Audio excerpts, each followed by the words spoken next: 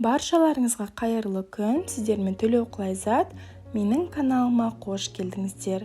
Бүгін мен сіздермен өзімнің мектеп кезінен, яғни 10 жылдан астам уақыт қолданып келе жатқан сүзбелі бәлішімнің рецептісімен бөліскім келеді. Дәл осы рецепті менен өте көп адамдар сұрайды. Оның дайындалу жолы өте оңай, сондықтан міндетті түрде видеоны соңына дейін қарап, менімен бірге дайындап көріңіздер.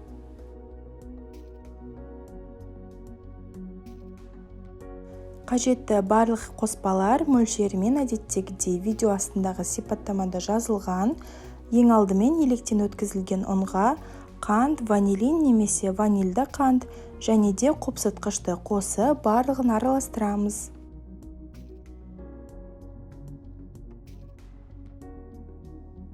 Кейін алдын ала тоңазытқыштан шығарылған жұмсақ сары майды қосып, қолымызбен біркелкі үгілмелі қамыр дайындаймыз.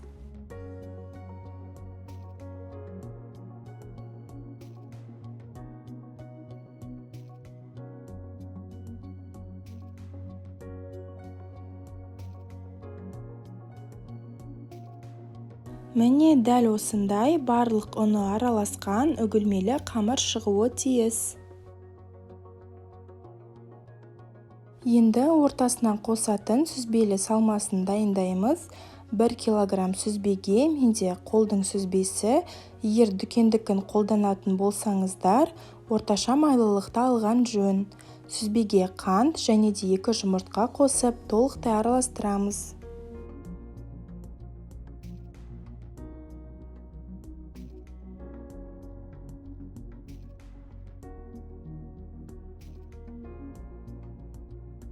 Мен осындай пештің өз противенінде пісіремін. Оның өлшемі 35-30 см. Астына міндетті түрде пергамент қағазын төсеп, үгілмелі қамырдың жартысын саламыз.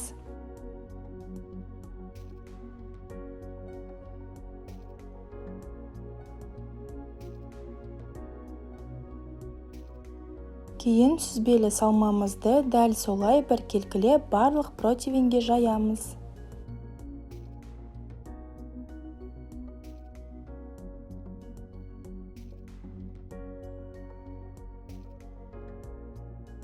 Келесі кезекте қалған үгілмелі қамырды үстіне салып, осылай жан-жағын түзулейміз.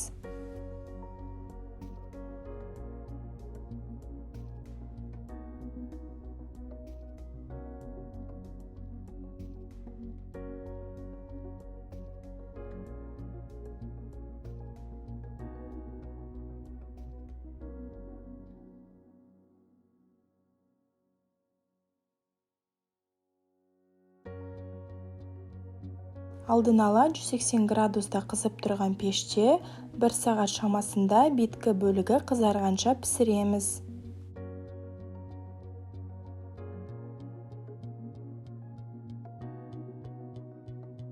Біздің осындай өте оңай әрі тез уақытта дайындалатын, әрі өте ерекше дәмді сүзбелі бәлішіміз дайын. Менде бұл рецептпен өте үлкен көлемде бәліш шықты. Егер кішкене көлемде жасағыңыз келсе, қажетті қоспаларды 2 есе азайтып, кіші немесе дөңгелек формаларда дайындап көрсеңіздер де болады. Бірінші рет дайындап көргеннен ақ бұл бәліш сіздердің ең сүйікті десерттеріңізге айналып қалары сөзсіз. Менің рецептіммен дайындасаңыздар, видеоға лүпіл басып, комментарийге жаза кетіңіздер. Мен үшін сіздердің әр кері байланыстарыңыз маңызды. Алдағы уақыттағы жаңа рецепттерді жіберіп алмас үшін каналға тіркеліп кетуді ұмытпаңыздар. Сіздермен болған Төлеуқұлайзат, баршаңызға сәттілік.